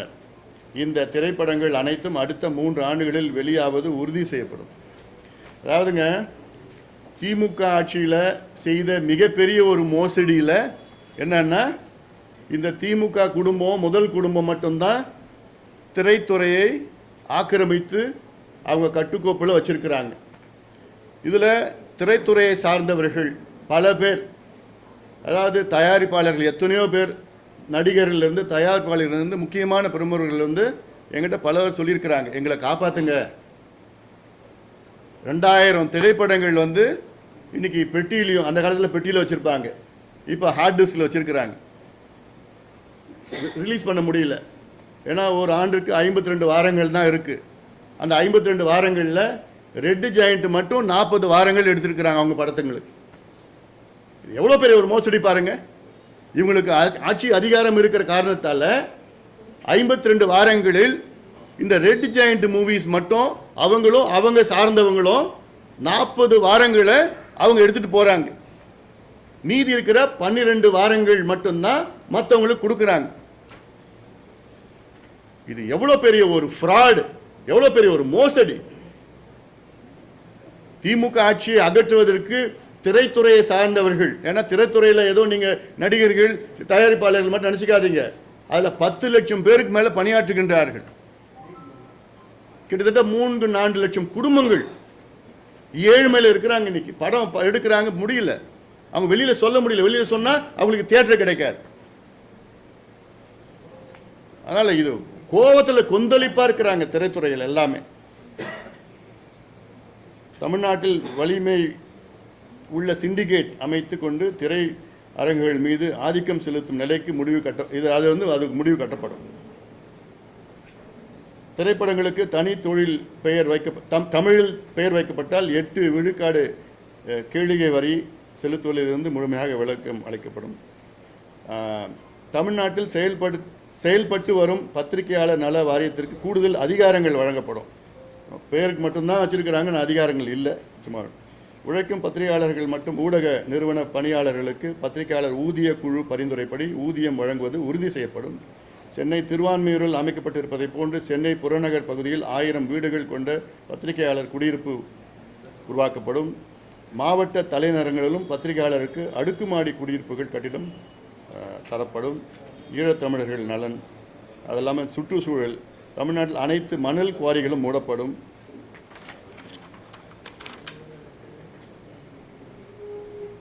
அதாவது கிளீன் ஏர் ஆக்ஷன் பிளான் அது செயல்படுத்தப்படும். சட்டம் ஒழுங்கை காப்பாற்ற காவல்துறைக்கு முழு சுதந்திரம் அளிக்கப்படும். காவல்துறைக்கு சுதந்திர உறுதி செய்ய மாநில பாதுகாப்பு ஆணையம் புதுசாக ஏற்படுத்தப்படும். அதாவது காவலர்களுக்கு 8 மணி நேரம் பணி வரம்பு நிர்ணயிக்கப்படும். காவலருக்கு 7 ஆண்டுகளுக்கு ஒரு பதவி உயர்வு வழங்கப்படும். காவலராக பணியில் சேர்பவர்களுக்கு ஓய்வு பெறும்போது ஆய்வாளர் நிலைக்கு பதவி உயர்வு பெறுவது உறுதி செய்யப்படும். அப்புறம் வந்து கூடுதல் போக்சோ மகளிர் நீதிமன்றங்கள் அமைக்கப்படும். உச்சநீதிமன்றம் கிளையை சென்னையில் அமைக்க நடவடிக்கை எடுக்கப்படும்.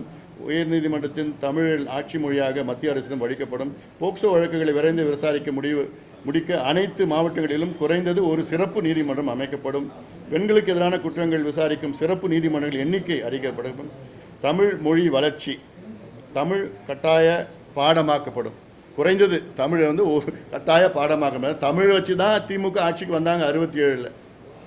ஆனால் இவ்வளோ காலமாக ஆட்சி செய்து இன்றைக்கி தமிழ்நாட்டில் தமிழ் படிக்காமலே பட்டம் வாங்கலாம். இந்தியாவில் வேறு எந்த மாநிலத்திலும் அப்படி செய்ய முடியாது. ஆனால் தமிழ் எங்கள் உயிர் மூச்சு அப்படிலாம் வசனம் பேசி தமிழ் படிக்காமலே இங்கே பண்ணி, அதான் தமிழ் கட்டாயமாக ஒரு பாடம் ஆக்கப்படும். அதாவது மருத்துவம் பொறியியல் படிப்பில் தமிழ் வழியில் கற்பிக்கப்படும். அதற்கான பாடநூல்கள் தமிழில் தயாரிப்பு செய்யப்படும்.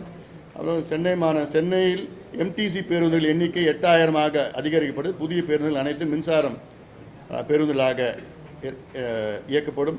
அனைத்து எம்டிசி பேருந்துகளும் அனைவருக்கும் இலவசமாக ஆக்கப்படும். சென்னையில் நாங்கள் 2014 இது சொன்னப்போ எல்லாம் நீங்கள் சிரிச்சிங்க.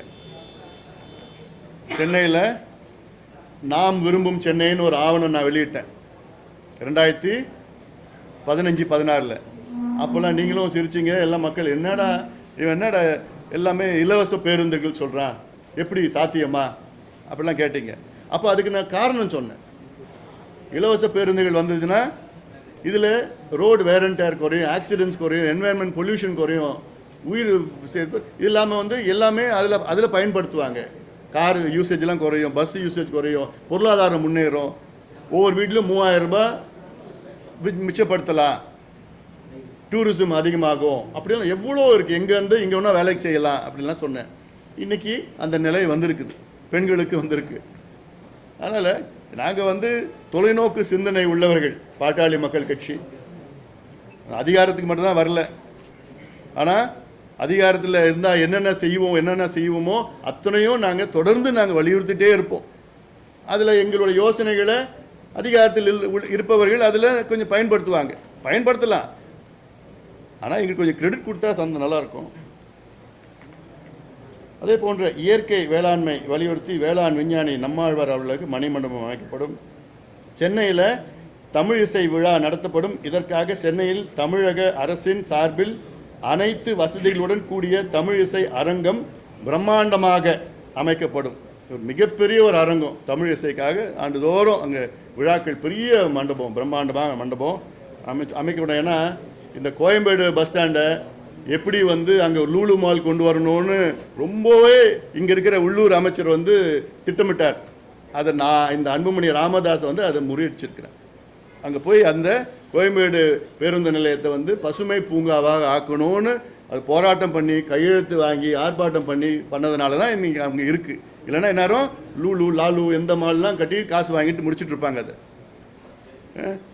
அது போன்று இன்றைக்கி தமிழ் இசைக்காக மிகப்பெரிய ஒரு பிரம்மாண்டமான ஒரு என்ன கட்டணும். அது பாட்டாளி மக்கள் கட்சியால் தயாரிக்கப்பட்டுள்ள 2026 ஆண்டு சட்டப்பேரவை தேர்தலுக்கான தேர்தல் அறிக்கையில் 42 தலைப்புகளில் மொத்தம் 717 வாக்குறுதிகள் அளிக்கப்பட்டுள்ளன.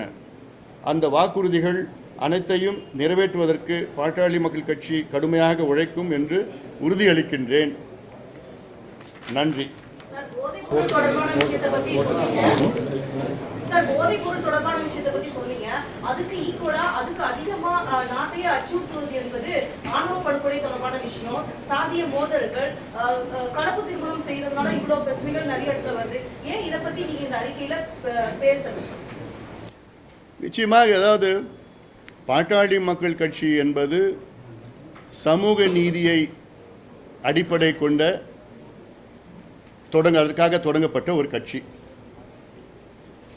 எங்கள் கட்சி தொடக்கத்திலிருந்து அனைத்து சமூகங்களும், குறிப்பாக சாதிகள், நீங்கள் சொல்கிற சாதிகள், அதிலும் குறிப்பாக அடக்கப்பட்ட ஒடுக்கப்பட்ட பட்டியலின மக்கள், அவர்கள் போன்ற நிலையில் உள்ள மற்றவர்களும் சமூக முன்னேற்றம் அடைய வேண்டும், கல்வி உரிமை பெற வேண்டும், பொருளாதார முன்னேற்றம் அடைய வேண்டும், கல்வி வேலைவாய்ப்பு உருவாக்க வேண்டும் என்ற நோக்கத்திலே தான் தொடர்ந்து நாங்கள் வலியுறுத்தி வருகின்றோம்.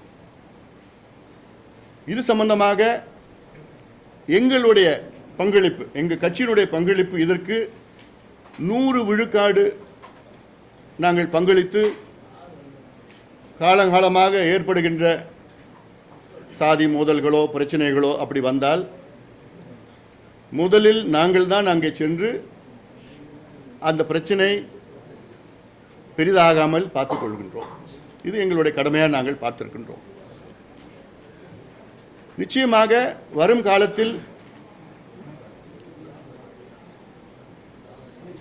அடக்கப்பட்ட, ஒடுக்கப்பட்ட, வஞ்சிக்கப்பட்ட அனைத்து மக்களும் ஒன்று சேர்ந்து அரசியல் அதிகாரம் பெற வேண்டும் என்று எங்களுடைய நோக்கம். அதற்கேற்ப சூழல்களை உருவாகுவதற்கு நாங்கள் பாடுபடுவோம். ஆட்சியில் 5 லட்சம் கோடி கடன் வாங்கினாங்க அப்படின்னு சொல்லுறீங்க.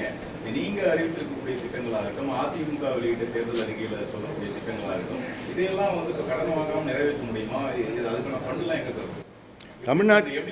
தமிழ்நாட்டிலே இருக்குங்க. இந்த ஃபண்ட் எல்லாம் தமிழ்நாட்டிலே இருக்கு. ஏற்கனவே 10 லட்சம் கோடி கடன் இருக்கு. இல்லைங்க, இந்த ஃபண்டு தமிழ்நாட்டில், அந்த ஃபண்டு திமுக கொள்ளடிச்சிட்டு இருக்காங்க. நல்ல ஒரு நேர்மையான ஆட்சி கொடுத்தாலே வரி வருவாய் தமிழ்நாட்டிலே இருக்கின்ற இயற்கை வளங்கள் எவ்வளோ இருக்குது தமிழ்நாட்டில், அதுலேருந்து கொண்டு வரலாம். இப்போ மணல் கொள்ளை எடுத்துக்குங்க. கடந்த ஆண்டு எவ்வளோ தெரியுமா? அதிகாரப்பூர்வமாக கணக்கு கொடுத்துருக்காங்க. கடந்த ஆண்டுக்கு முந்தைய ஆண்டு தமிழ்நாட்டில் தமிழ்நாடு அரசு எவ்வளோ தெரியுமா கொடுத்துருக்காங்க? 28 கோடி. ஓராண்டு மணலால் வருமானம் தமிழக அரசுக்கு எவ்வளோ? 28 கோடி. வெறும் 28 கோடி. ஆனால் இவங்க கொள்ளடிக்கிறது ஒரு நாளைக்கு குறைந்தது 100 கோடி ஒரு நாளைக்கு. ஆனால் ஒரு ஆண்டு முழுவதும் 28 கோடி தான் அரசுக்கு வருவாய் வந்திருக்கிறது மணலாலன்னு சொல்லியிருக்கிறாங்க. இதே போன்று கனிம வளங்கள், மலைகள், மலை, அதாவது திமுக மலை முழுங்கின்னு மலையாக முழுங்கிட்டாங்க இந்த ஆண்டு காலத்தில். இவ்வளோ இருக்குது நம்ம தமிழ்நாட்டில் இருக்குது. அதில் ஆனால் அத்தனையும் கொள்ளை அடிச்சுக்கிட்டு, இதனால தான் இவங்க கடனை வாங்கி வட்டி கட்டுறது, கடனை வாங்கி கடனை கட்டுறது. அதில் இப்போ கடனை வாங்கியிருக்கிறாங்களே, இதில் எவ்வளோ மூலதனம் செலவு பண்ணியிருக்கிறாங்க? 5 லட்சம் கோடி கடன் வாங்கியிருக்கிறாங்க. அதில் கேபிட்டல் இன்வெஸ்ட்மெண்ட் பார்த்தீங்கன்னா கிட்டத்தட்ட ஒரு 1,60,000 கோடி தான். அப்போ மீதி எல்லாமே இவங்க ஏதாவது ஒரு நிர்வாக திறமை இருந்தால் செய்யலாங்க, நிர்வாகம் செய்யலாங்க. திறமை இல்லாதவர்கள் நிர்வாகம் செஞ்சால் இப்படி தான் இருக்கும். அதுக்கு முதலமைச்சருக்கு நிர்வாகம் என்ன நடக்குதுன்னு தெரியணும். முதலமைச்சரை சும்மா வச்சிருக்கிறாங்க, அவ்வளோதான். ஒரு 4 அதிகாரிகள் இருக்கிறாங்க, 4 வியாபாரிகள் இருக்கிறாங்க.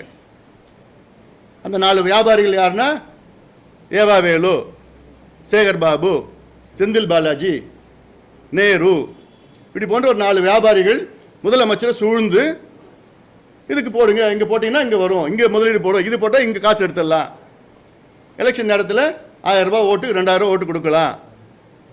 திமுக இந்த தேர்தலில் ஒவ்வொரு பூத்துலேயும் ஒரு ஓட்டுக்கு 2000 வச்சிருக்கிறாங்க, பதுக்கி வச்சுட்டாங்க எல்லாம் தமிழ்நாடு முழுக்க. அதாவது இது இந்த இந்த ஒட்டுமொத்த காசை கொள்ளடிச்சது இவங்க தான். டாஸ்மார்க்கில் மட்டும் பார்த்து சொல்கிறீங்களா, 1,82,000 கோடி ஊழல். சும்மா நான் இப்போ ஒரு நம்பர் தான் போட மாட்டேன் நான். இப்போ வரி ஏய்ப்புலேருந்து எல்லாமே இதெல்லாம் சரி செஞ்சேன்னா போதும். ஒன்றுத்துக்கும் அதில் போதுமானது இருக்குது. நீங்கள் எவ்வளோ கடனை வாங்குங்க, கடன் வாங்குறது தப்பு கிடையாதுங்க. மூலதன செலவு பண்ணுங்க, இரிகேஷன் ஸ்கீமில் பணத்தை போடுங்க, மெடிக்கல் காலேஜில் பணத்தை போடுங்க, அரசு பள்ளிக்கூடத்தை மேம்படுத்தி ஆசிரியர்களை போட்டு இலவச கல்வியை கொடுங்க, சாலைகள், தொழிற்சாலைகள், அதில் போடுங்க, தப்பே கிடையாது.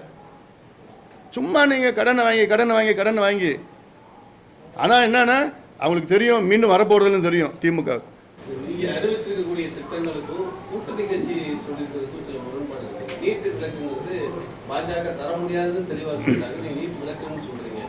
அதே மாதிரி கோவை மதுரை மெட்ரோ ரயில பணிகளுக்கு அனுமதி அளிக்காதே பாஜக தான். 2019 கூட்டணி அமைக்கும் போது குறைந்தபட்ச செயல் திட்டத்தோட பாமக கூட்டணியில் இணைந்துச்சு. 2021 சட்டமன்ற தேர்தலில் வன்னியர் இடஒதுக்கீடு 2019 சட்டமன்ற தேர்தல் கூட்டணிக்கு குறைந்தபட்ச செயல் திட்டத்தோடு இணைச்சிங்க. 21 சட்டமன்ற தேர்தலுக்கு வன்னியர் இடஒதுக்கீடு. இந்த முறை எந்த அடிப்படையில கூட்டணியில இணைஞ்சிருக்கீங்க? பல முரண்பாடுகள் கூட்டணியில இருக்கு. ஒரே அடிப்படையில் தான் இந்த கூட்டணி அமைஞ்சது. ஒரே அடிப்படை. இந்த ஊழல் திமுக இருங்க கேள்வி கேட்டீங்கல்ல, பதில் ஒரு நிமிஷம். உணர்ச்சி வசப்படலாம், ரொம்ப ஓவரா கொடுத்த காசுக்கு அதிகமாக போறாங்க. நான் பதில் வேணுமா வேண்டாமா? பதில் வேணுமா வேண்டாமா? இல்ல சொல்லுங்கப்பா. 19ல நீங்க கூட்டணி வைக்கும்போது குறைந்தபட்ச செயல் திட்டம் சொல்லியாச்சு இல்லப்பா. எத்தனை வாட்டி கேள்வி கேட்டுட்டு இருப்பா இதுக்கு? இது ஊழல் குற்றச்சாட்டை நீங்க இதுக்கு முன்னாடி வச்சிருக்கீங்க, அதிமுக மேலேயே வச்சிருக்கீங்க, திமுக மேலேயே வச்சிருக்கீங்க. ஊழல் காரணத்துக்காக மட்டும் அதிமுக கூட்டணிங்கிறது எப்படி ஏற்றுக்கிறது? வைகோ வந்து எத்தனை ஊழல் குற்றச்சாட்டு திமுக மேல வச்சிருக்கிறாரு? இல்ல நான் சொல்றேன், பதில் வேணுமா வேணாமா? இல்ல நான் வேற என்ன கேள்வி கேட்பேன், பதில் வேணுமா வேணாமா? வைகோ திமுக மீது எத்தனை ஊழல் குற்றச்சாட்டு வச்சிருக்கிறாரு? திருமாவளவன் அவர்கள் திமுக மீது எத்தனை ஊழல் குற்றச்சாட்டு வச்சாரு? காங்கிரஸ் எத்தனை ஊழல் குற்றச்சாட்டு வச்சிருக்குது? கம்யூனிஸ்ட் கட்சி எத்தனை ஊழல் குற்றச்சாட்டு வச்சாங்க? ஏன் விஜயகாந்த் அவர்கள் எத்தனை ஊழல் குற்றச்சாட்டு வச்சாரு? விஜயகாந்த் அவர்கள் கட்சி தொடங்கினதே எதுக்கு? திமுகவை ஒழிக்கணும், அழிக்கணும், ஊழல். அதுக்காக தான் விஜயகாந்த் அவர்கள் கட்சியை தொடங்கினாரு. இந்த கேள்வி அங்க போய் கேளுங்களேன். இல்ல நான் சொல்றேன், ஏன் இந்த கூட்டணி நாங்க அமைச்சோம்னா, ஊழல் திமுக, மக்கள் விரோத திமுக, பெண்களுக்கு பாதுகாப்பு கொடுக்க முடியாத துப்பில்லாத திமுக, சாராயம் விற்கின்ற திமுக, கஞ்சா விற்கின்ற திமுக, கள்ள சாராயம் விற்கின்ற திமுக, அதை அகற்றப்பட வேண்டும். இது தீய சக்தி. 5 ஆண்டு காலம் மக்கள் வாய்ப்பு கொடுத்து விட்டார்கள், படுதோல்வி அடைந்து விட்டார்கள். அந்த ஒரே காரணத்துக்காக தான் நாங்க எல்லாம் ஒன்னா சேர்ந்திருக்கிறோம். எங்களுக்குள்ள கொள்கை வேறுபாடுகள் இருக்கலாம், தப்பு கிடையாது அது. ஆனா இலக்கு என்னன்னா இந்த திமுக அகற்ற வேண்டும். நீங்க அந்த கூட்டணியில் எல்லாமே கொள்கை வேறு இல்ல. இப்போ கேரளாவில் கம்யூனிஸ்டும் காங்கிரஸும் என்ன பண்றாங்க சொல்லுங்க தம்பி? பண்றாங்கல்ல. அல்ல அப்போ அவங்க எல்லாமே ஒரே கொள்கையில வச்சிருக்காங்கல்ல. போப்பா முடிஞ்சு போச்சு. அடுத்தது கேள்வி கேள்வி.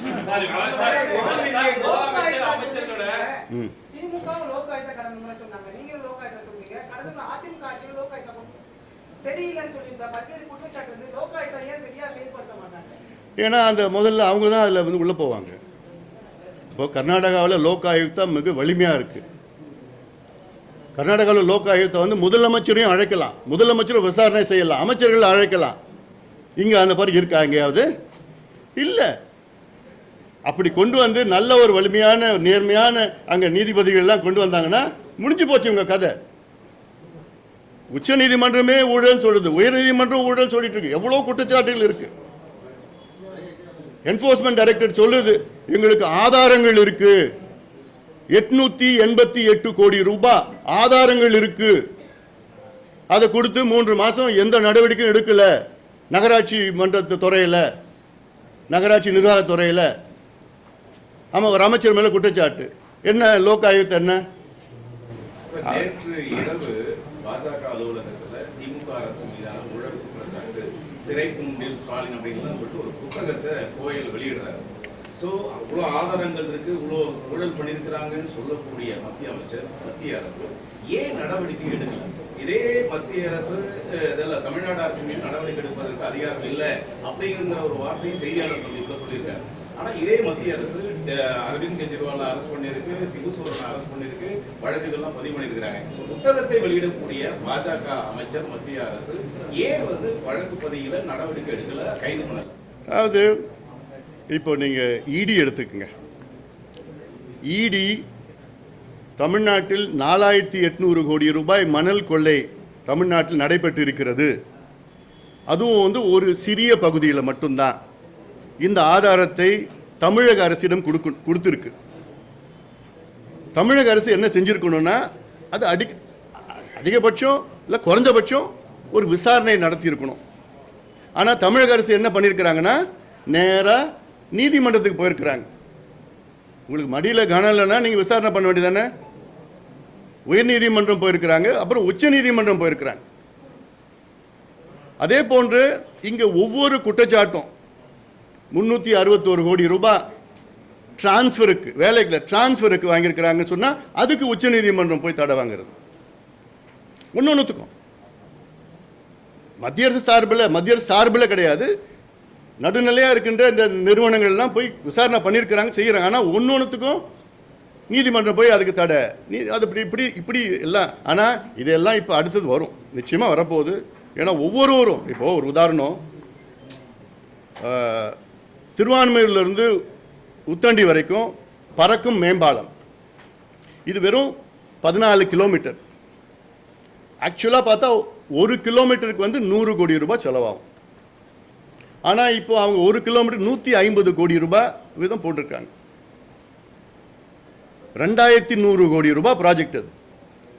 இதே திட்டத்தை அதில் ஒருத்தர் வந்து 1400 கோடி ரூபாய்க்கு எங்களால் செய்ய முடியும் அப்படின்னு சொல்லியிருக்காரு. அவங்க பெரிய கான்ட்ராக்டர், இந்தியா ஃபுல்லாக இப்போ செய்கிறவங்க தான். ஆனால் அவங்கள பிளாக் லிஸ்ட் பண்ணி எலிஜிபிலிட்டி இல்லாமல் வர பார்த்துக்கிட்டு 700 கோடி ரூபாய் அதிகமாக டெண்டர் கோட் பண்ணி அதுக்கு அடிக்கல் நாட்டி அதில் இன்னொருத்தர் கேஸ் போட்டார், அவருக்கு சமரசம் பண்ணிட்டாங்க. இது மாதிரி எவ்வளோ ஊழல் நடந்துட்டு இருக்குது. இல்லை சாதிவாரி கணக்கெடுப்பு வந்து தமிழகத்தில் நீங்கள் மாநில அரசு செய்யுமா இல்லை மத்திய அரசு? அதாவது மத்திய அரசு இப்போ நேற்றுலேருந்து தொடங்கிடுச்சு, வேலைகளை தொடங்கியிருக்கு. இந்தியா முழுவதும் சென்சஸ் இருக்கு, மக்கள் தொகை கணக்கெடுப்பு. இதில் அடுத்த ஆண்டிலிருந்து அது காஸ்ட் பேஸ்ட் இல்லை, மக்கள் தொகை கணக்கெடுப்பு ப்ளஸ் காஸ்ட் பேஸ்டு. மத்திய அரசு எடுப்பது ஒரு மேக்ரோ லெவலில் எடுப்பாங்க. ஏன்னா அவங்களுக்கு வந்து சென்சஸும் எடுக்கணும், அதில் காஸ்ட் பேஸும் எடுக்கணும். ஸோ இது ஒரு மேக்ரோ லெவலாக இருக்கும். மாநில அரசு எடுத்தால் தான் மைக்ரோ லெவல் இருக்கும். அந்த மைக்ரோ லெவல் சென்சஸ் தான் நீதிமன்றத்தில் ஜஸ்டிஃபை பண்ண முடியும். நீதிமன்றத்தில் என்ன கேட்குறாங்க, ஒரு காஸ்ட், ஒரு பாப்புலேஷன் ஒரு பக்கம், சோஷியல் பேக்வர்ட்னஸ் ஒரு பக்கம், ரெண்டுத்தையும் ஜஸ்டிஃபை பண்ணாதான் நீங்கள் இடஒதுக்கீடு கொடுக்கலாம், உள்ஒதுக்கீடு கொடுக்கலாம், உள்பிரிவு கொடுக்கலாம், அதிகப்படுத்தலாம், இதை பண்ணலாம். அந்த ஜஸ்டிஃபிகேஷன் இருக்கணும். அதுக்கு நீங்கள் மைக்ரோ லெவலில் துல்லியமான டேட்டா வேணும். அதுக்கு மாநில அரசு எடுத்தால் தான் அது கிடைக்கும். இப்போ கர்நாடகாவில் நான் சொன்னேன்ல, பட்டியலின மக்களுக்கு 17 விழுக்காடு இடஒதுக்கீடு. அதை பட்டியலின மக்களில் அங்கே ஒரு சில பிரிவு தான் எல்லா இடத்தையும் தட்டிட்டு போயிருந்தாங்க இவ்வளோ காலமாக. பண்ணதுக்கு என்ன இந்தியா முழுவதும் பண்ணணும், இந்தியா முழுவதும் பண்ணணும். இப்போது மத்திய அரசு வந்து சாதி சம்பந்தமாக ஒரு 5 கேள்வி கேட்பாங்க, மாநில அரசு எடுத்தால் 70 கேள்வி கேட்கலாம், ஒரு ஃபுல் டேட்டா. அண்ட் இன்னொன்று, இந்த வந்து ஒன்லி ஃபார் ஜாதிக்காக மட்டும் கிடையாது. சமூக நீதி கணக்கெடுப்புனா என்னன்னா, ஒவ்வொரு குடும்பமும் என்ன நிலையில் இருக்கிறாங்க. It is not only for cost, அவங்களுடைய சோஷியல், எக்கனாமிக், எஜுகேஷ்னல் அவங்களுடைய நிலையை தெரிந்து கொள்வது இது. அதாவது தமிழ்நாட்டில் 8 கோடி மக்கள் இருக்கிறாங்க, 2.25 கோடி குடும்பம், 2 கோடி குடும்பம்னு வச்சுக்கோங்களேன். ஒரு முதலமைச்சர் என்ன பண்ணணும்னா 2 கோடி குடும்பம் என்ன நிலையில் இருக்குது, அது அடிப்படை. ஒரு முதலமைச்சருக்கு வந்த உடனே அதை தெரிஞ்சுக்கிறதுக்கு தான் முதல்ல செய்யணும். 2 கோடி குடும்பம் என்ன நிலையில் இருக்கிறாங்க, நிர்வாகம் செய்கிறவங்களுக்கு அதுதான் வேலையே. இப்போ நான் முதலமைச்சராக வந்தேன்னா நான் முதல் 3 மாதம் என்ன பண்ணுவேன்னா, தமிழ்நாட்டில் 2 கோடி மக்கள் என்ன நிலையில் இருக்கிறாங்க தெரிஞ்சுப்பேன். அந்த டேட்டா வச்சுக்கிட்டு அந்த மக்களுக்கு யார் யாருக்கு வீடு கிடையில, யார் யாருக்கு வேலை இல்லை, எத்தனை பெண்களுக்கு படிக்கலை, அதெல்லாம் செய்யறதுக்கு நான் ஸ்கீம்ஸ் போடுவேன். அதுதான் என்னுடைய ப்ரையாரிட்டி. அதுதான் இந்த கணக்கெடுப்பு டேட்டா வேணும். இப்போ இருக்கிற டேட்டா, இப்போது பறவைகள் சைனாவில் இருந்தது, ஜப்பானில் இருந்து வந்து, ரஷ்யாவிலேருந்து வந்து அந்த டேட்டா வச்சுருக்கீங்க. எத்தனை மாடு ரோட்டில் திரியுதுன்னு வச்சுருக்கீங்க, எத்தனை நாய் வந்து ரோட்டில் திரியுது டேட்டா வச்சுருக்கீங்க. எல்லாத்தோட டேட்டா வந்து தேர்தலில் யாருக்கு எப்படி ஓட்டு கொடுக்கலாம், எந்த வீட்டில் எந்த ஓட்டு, எந்த ஜாதி, எந்த கட்சின்னு வச்சு அந்த டேட்டா துல்லியமாக வச்சுருக்கீங்க. ஆனால் தமிழ்நாட்டு மக்கள் படிக்கிறதுக்கு டேட்டா கிடையாது, வேலை போகிறதுக்கு டேட்டா கிடையாது, உங்கள் வீட்டில் எத்தனை பாத்ரூம் இருக்குது, பாத்ரூம் கட்டி கொடுக்குறது டேட்டா கிடையாது, விவசாய கூலிகள் எத்தனை பேர் இருக்காங்க அவங்களை எப்படி மேம்படுத்த டேட்டா கிடையாது, மீனவர்கள் எத்தனை பேர் படிச்சிருக்கிறாங்க அவங்களுக்கு என்ன செய்யணும்னு டேட்டா கிடையாது. ஸோ இந்த டேட்டாலாம் வச்சு வேணும். இதுதான், அதுக்கு தான் நீங்கள் சமூக நீதி கணக்கெடுப்பு நடத்தினா அத்தனை டேட்டாவும் கிடைக்கும். இந்த data is the most important thing for development of Tamil Nadu.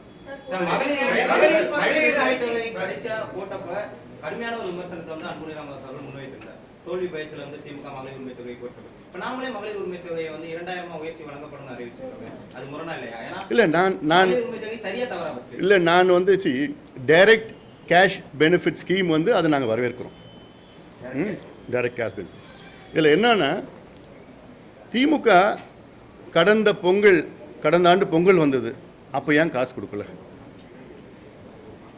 அதுக்கு முந்தின ஆண்டு பொங்கல் வந்து ஏன் கொடுக்கல? இந்த ஆண்டு பொங்கலுக்கு மட்டும் ஏன் கொடுக்குறீங்க? ஏன் தேர்தல்?